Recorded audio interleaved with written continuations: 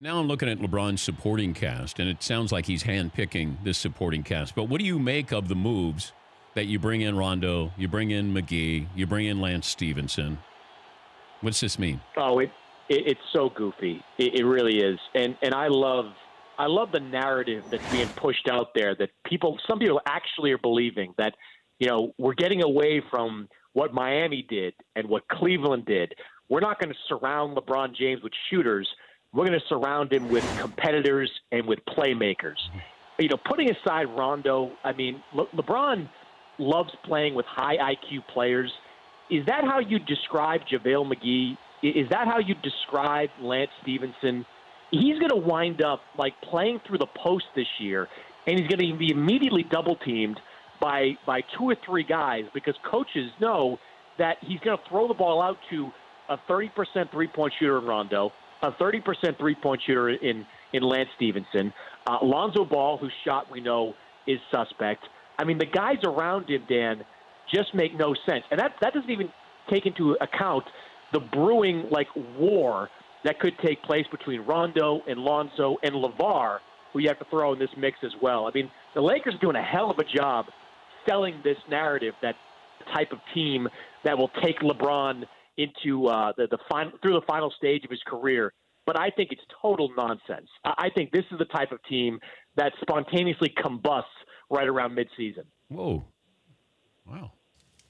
Do you disagree? Are you buying this? I don't like the supporting cast, but I do look at LeBron turning 34 in December, and I think that at some point you have to take the San Antonio Spurs approach to stars, and I got to limit his minutes because I want him to play 4 more years or 5 more years. And that's what I don't know. Can I bring in people who are going to make plays so he doesn't have to make the play all by himself? However you do that, I wouldn't have brought in McGee.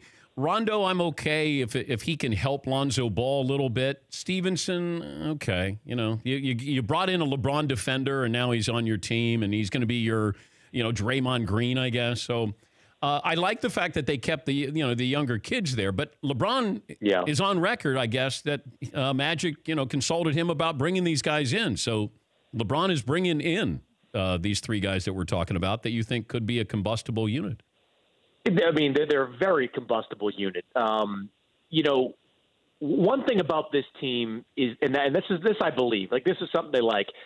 One thing about this team is their practices are going to be great because they're bringing in competitors. LeBron, of course, huge competitor. Rondo, incredible competitor, has worked really well with younger players over the last couple of years.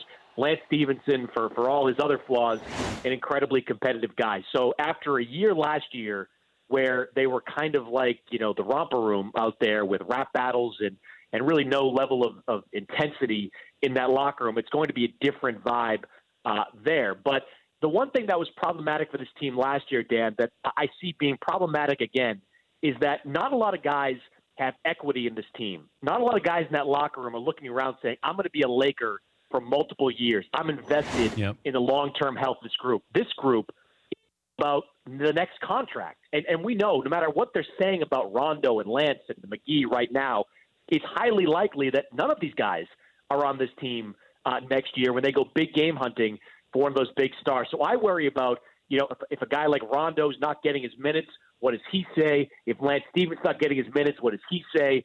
How does Luke Walton handle all of this in his, first foray into this type of coaching job? It just has the ability to spark very quickly in that locker room. For more Dan Patrick Show, tune to Audience Channel 239 on DirecTV or download the Dan Patrick Show app.